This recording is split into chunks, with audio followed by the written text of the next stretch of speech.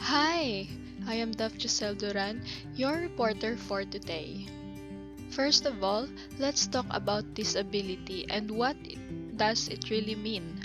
According to Merriam-Webster's dictionary, it is a physical, mental, cognitive, or developmental condition that impairs, interferes with, or limits a person's ability to engage in certain tasks, actions, or participate in typical daily activities and interactions. Let us also know what are these models of disability. So these are tools for defining impairment and ultimately for providing a basis upon which government and society can devise strategies. According to what I've learned, there are 19 models of disability or even more that we use today.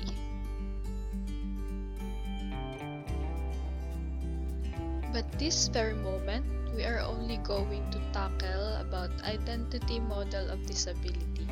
I hope we are going to learn from this.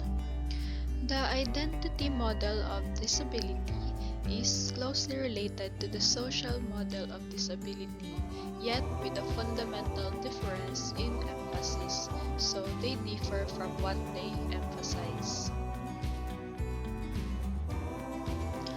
According to Brewer, this model of disability shares the social model's understanding that the experience of disability is socially constructed but differs to the extent that it claims disability as a positive identity. So, this identity model of disability really is promoting positive identity for the person with disabilities.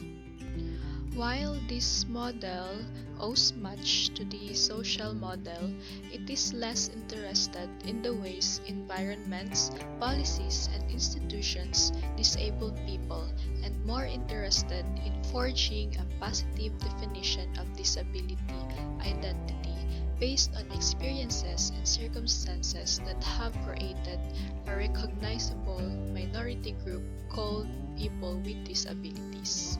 On year 2000, Swain and French discussed number of ways in which the identity model of disability shapes the identity of person with disabilities. Number 1, an acknowledgement of the socially constructed dimension of disability, especially as articulated by the social model. Number 2, motivating PWDs to belong to a campaigning group which aids in the development of a collective identity. Third, the collective expression of frustration and anger.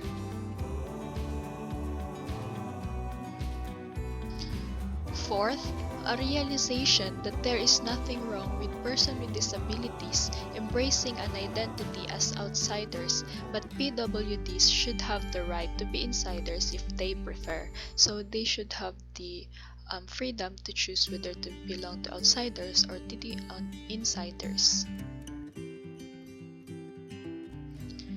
And the last, group identity has inspired many persons with disabilities to endeavor for revolutionary visions of change, often under flags of civil rights and equal opportunities. Here's the evaluation of how an inclusive classroom setting address such a disability. So number 1, students with disability must have rights and opportunities equal to their classmates. Next, they must be seen as individuals with positive identity. And the last, they must feel that they are welcome, that they may be inspired to be proud of who they really are. To conclude, I want to leave some quotations coming from some authors. According to Darling and Heckert, the identity model has influenced many in the disability community, inspiring PWDs to adopt a positive self-image that celebrates disability pride. While according to Haber, people who use the identity model of disability are comfortable with their disability and demanding equal access for themselves and everyone else. Thank you for watching, and may we learn something from this short video presentation. May God bless us all.